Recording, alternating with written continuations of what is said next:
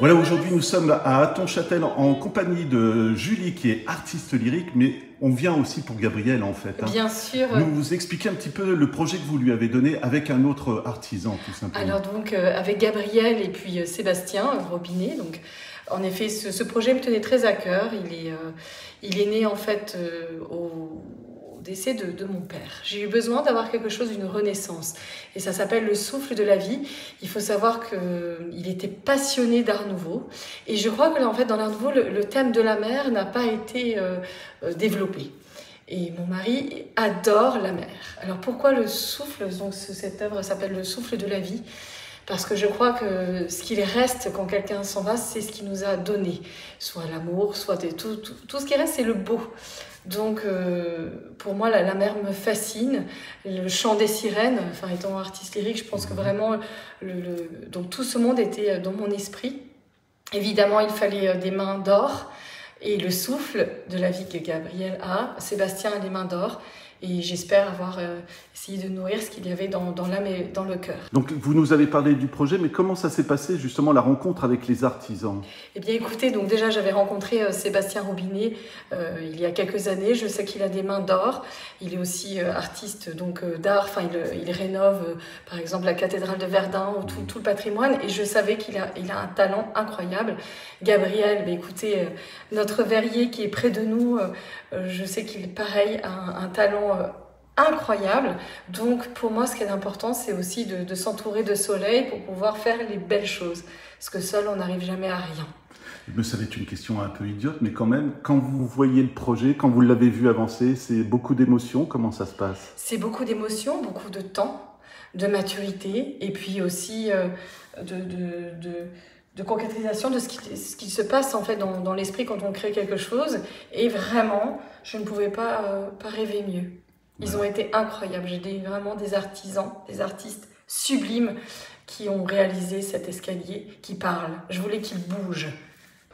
Voilà, Gabriel, on va pas faire comme si on se connaissait pas. Je vais me permettre de te tutoyer. Dis-moi un petit peu quand tu es arrivé sur ce projet, comment tu l'as abordé? Je me suis fié au dessin et au ressenti et à ce que Julie voulait.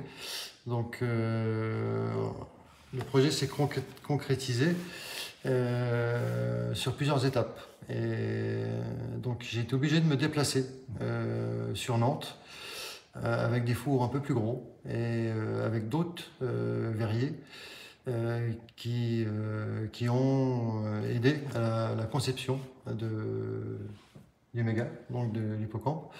Et grâce à eux, Julie a pu réaliser et découvrir un univers qui lui tenait beaucoup à cœur. Est-ce que tu prendrais ça aussi comme un défi pour toi ou pas? Oui, tout à fait. Oui. Tu as abordé comment, alors, ne serait-ce que l'hippocampe, parce qu'on imagine qu'il y a des heures de travail dessus. Oui.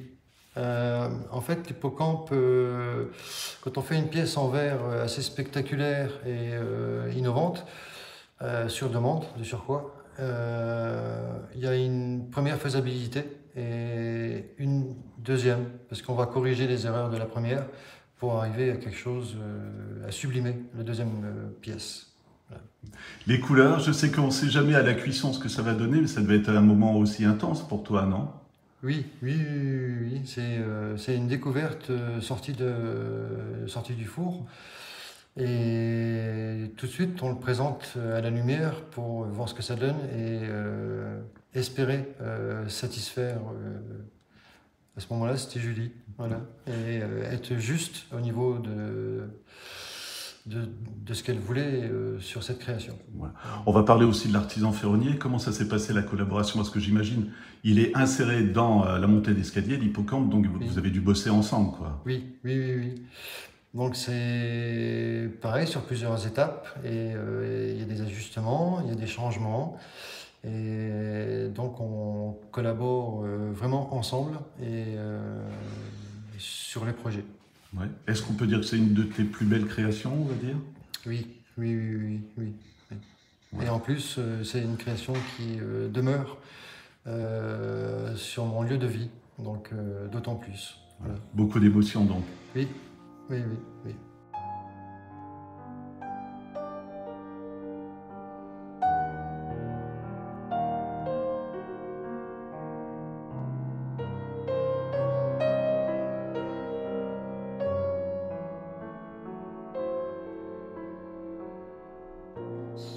geste si lent et si doux qui s'embrume. Cette odeur, ce splendide